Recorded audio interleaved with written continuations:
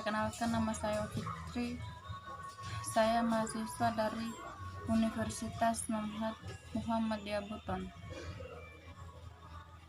Nah, kali ini saya akan menjelaskan teori-teori pembelajaran IPA dan pendekatan pembelajaran IPA.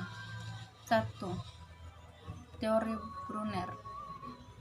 Brunner menjelaskan bahwa dalam proses belajar terdapat 3 tahapan, yaitu 1.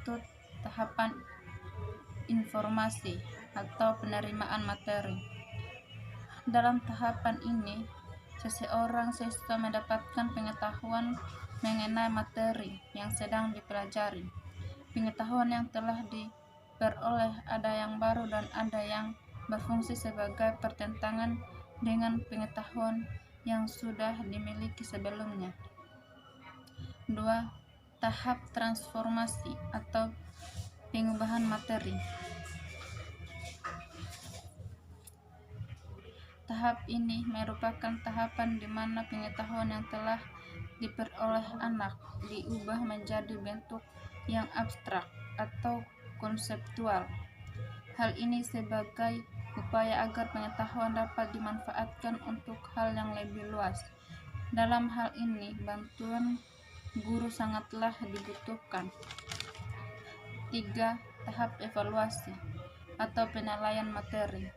Pada tahap ini, anak menilai seberapa jauh informasi yang telah didapatkan dan ditransformasikan dalam memahami gejala atau melecehkan masalah yang lain.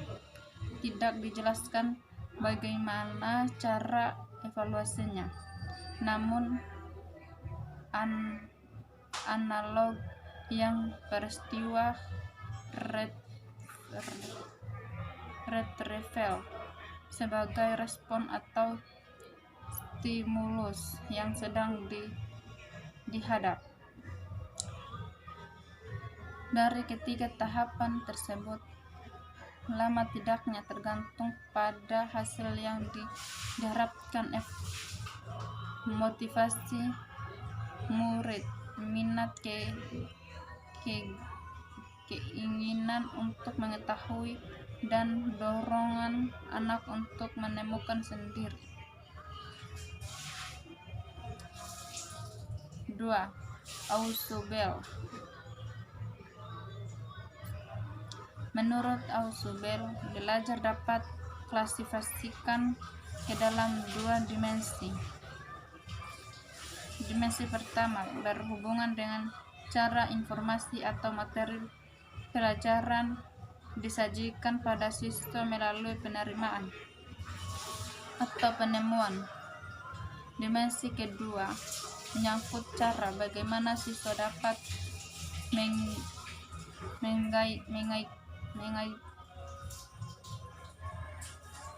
mengaitkan informasi itu pada struktur kognitif yang telah ada. Struktur kognitif ialah fakta-fakta, konsep-konsep, dan generalisasi yang telah dipelajari dan diingat oleh siswa. 3. Teori Gagne. Teori yang dikemukakan oleh Gagne tergolong ke dalam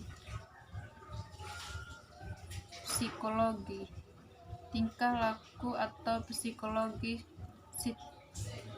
stimulus respon. Menurut Gagne atau dalam Daharsat 1998, belajar merupakan proses yang menginginkan manusia mengubah tingkah laku permanen sedemikian sehingga perubahan yang sama tidak akan terjadi pada keadaan yang baru.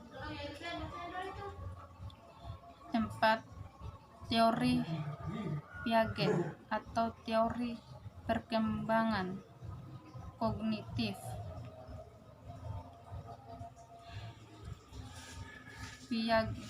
Piaget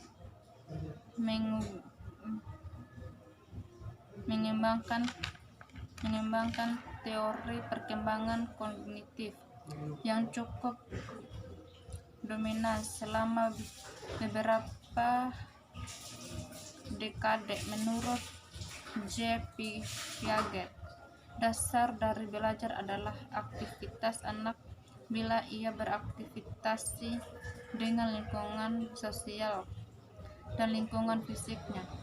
Pertumbuhan anak tidak berinteraksi dengan lingkungan fisiknya sebagai bagian dari kelompok sosial, berada di antara anak dengan lingkungan fisiknya. 5. Teori Vygotsky. Menurut Vygotsky,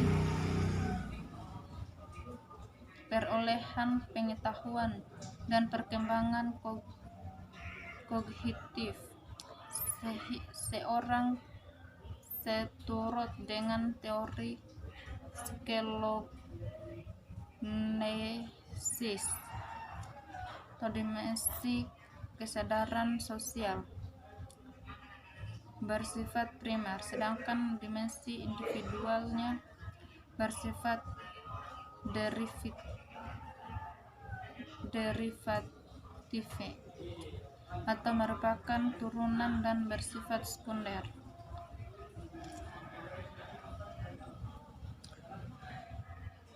Pendekatan pembelajaran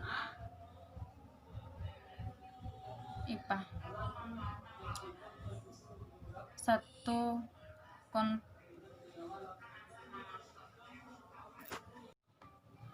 Pendekatan pembelajaran IPA. 1. Contextual Teaching and Learning atau CTL merupakan suatu strategi pembelajaran yang menekankan kepada proses keterlibatan siswa secara penuh untuk dapat menemukan materi yang akan dipelajari dan mengubahnya dengan situasi kehidupan nyata, sehingga mendorong siswa untuk menerapkan dalam kehidupan mereka.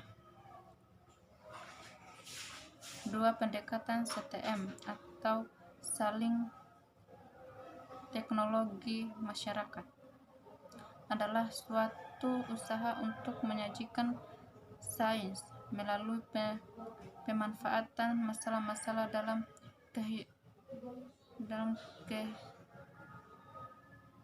kehidupan sehari-hari. Pendekatan sains, teknologi, dan masyarakat melibatkan siswa dalam penentuan tujuan, pencarian informasi dan pembelajaran, dan bahkan ada evaluasi belajar. 3. Pendekatan inquiry. Inquiry berarti suatu rangkaian kegiatan. 3. Pendekatan inquiry. Inquiry berarti suatu rangkaian kegiatan belajar yang melibatkan secara maksimal seluruh kemampuan siswa untuk mencari dan menyelidiki secara sistematis, kritis, logis, analitis, sehingga mereka dapat merumuskan sendiri penemuannya dengan penuh percaya diri.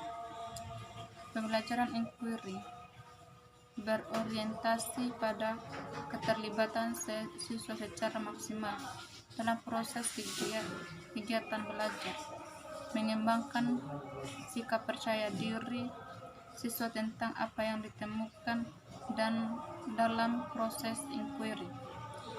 4. Pendekatan proses. Pendekatan proses atau keterampilan proses merupakan contoh pendekatan yang berorientasi pada peserta didik. Proses dapat didefinisikan sebagai perangkat